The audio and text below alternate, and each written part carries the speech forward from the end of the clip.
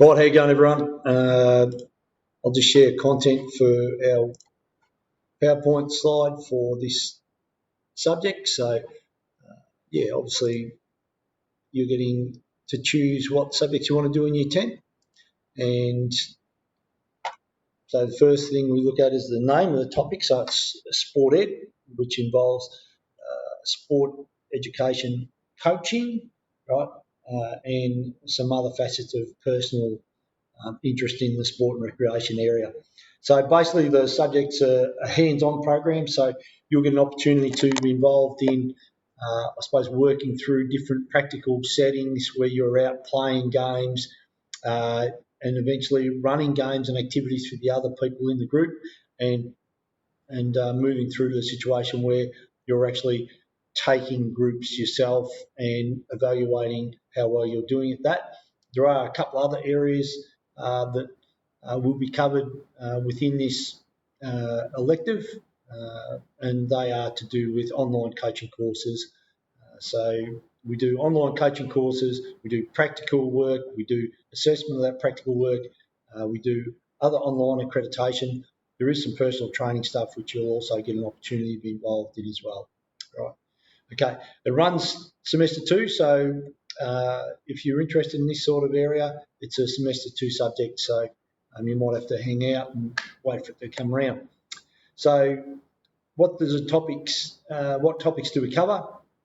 I'm not going to talk about each of the things here, but obviously the coaching unit's asking you to step up and assess what coaches maybe you've had before or experience with, and also their strengths and weaknesses, and look at examples of those and develop your own coaching style based on some of the better styles that are out there. So that's really good to see how different people coach, and a lot of you would have experience of good coaches and poor coaches, but it'll give you an opportunity to really work out where you see yourself as a coach, right? Also, how you teach or plan the session. So we go through the preparation of that because you will get the opportunity to deliver to potentially in a non-COVID year to primary students and get them to play the games and activities that you plan for, right? Personal training unit is the term 4 topic where you'll get an opportunity to work through some physical activity and improve your physical fitness and work out a plan for that, right?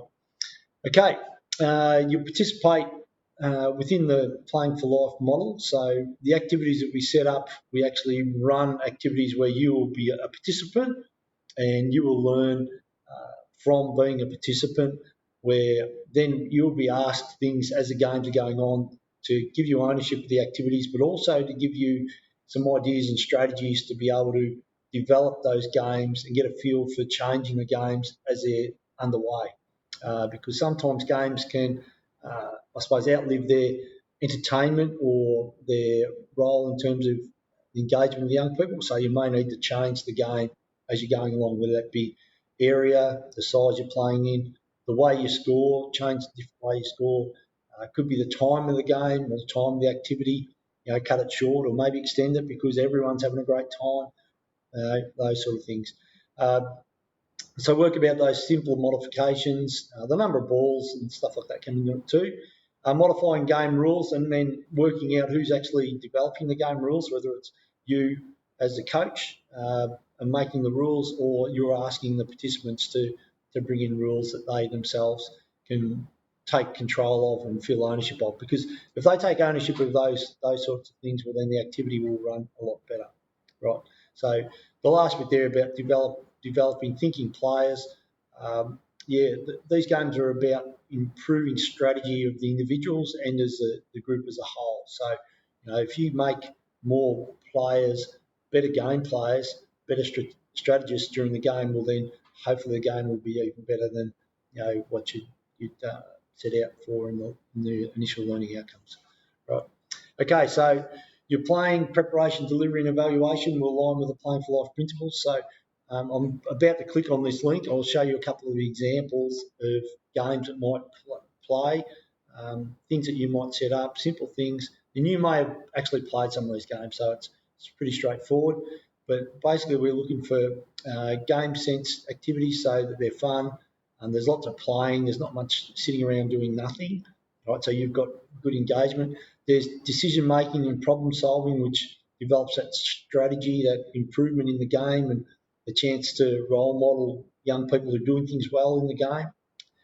There's communicating and collaborating. So, it's not just one or two people who are controlling what's going on within your group. That there's lots of chatter and hopefully, the more involvement from everyone is going to make the game more fun to play. Right, so that inclusion and challenge. So we don't leave anyone out. We don't let anyone, sit out without, trying to engage them in a certain way. Right. I'll just click on this, so hopefully it'll go through to the Sports Commission's website, right, which it seems to be. So here's the Playing for Life website on the Sport Australia page. You can actually click on these sort of things if you want to go and have a look at maybe these are some games for parties that you might want to run, right? And you'll come up with these activity cards, right? And there are some videos here that are associated with them too. So if I click on one of those, you can actually see that game run. And yeah, so just see what comes up here. No, can't get to it. Doesn't matter. Might allow us because we're in a PowerPoint. Okay, here we go. Right.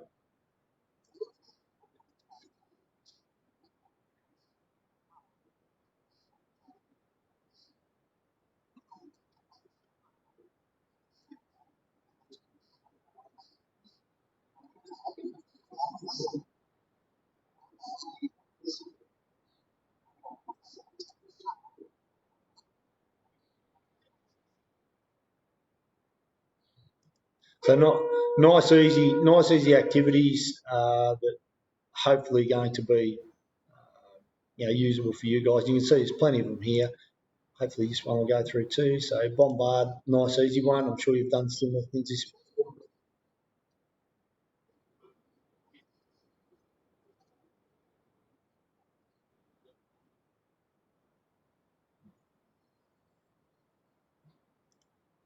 Right. So you get the idea anyway. So, lots of fun games and activities and how you set them up, how you plan for them, and how you evaluate them. So you can talk about what worked well and what didn't work well to improve it the next time you actually run that activity. Right. Okay. So let's get out of there. Right. And I suppose what assessment is there? Well, for this term, they're obviously doing the online coaching course through Sport Australia, which is a beginner coach course. There's delivery of coaching course to primary school students, which doesn't look like it's going to happen this year because of the COVID-19 issues and the school not allowing primary school students to leave the premises. Also, we're in a remote learning period at the moment too, but there'll be an opportunity for the young coaches in this program to deliver to Year 7s, Term 4 hopefully. And there'll be designed a personal training program and personal reflection of that, which although is not assessed this year, it may be assessed in coming years.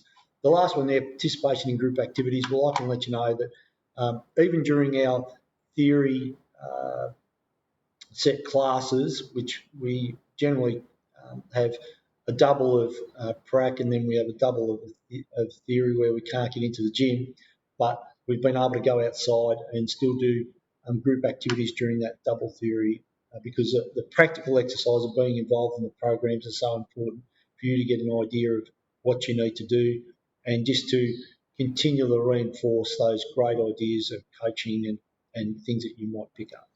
Right. Okay. If there's any questions, don't be afraid to Zuno message me. Obviously, Mr. McKenzie's my name, so I'll be there. You can ask some of the other sports teachers, obviously the PE teachers, they'll give you some ideas.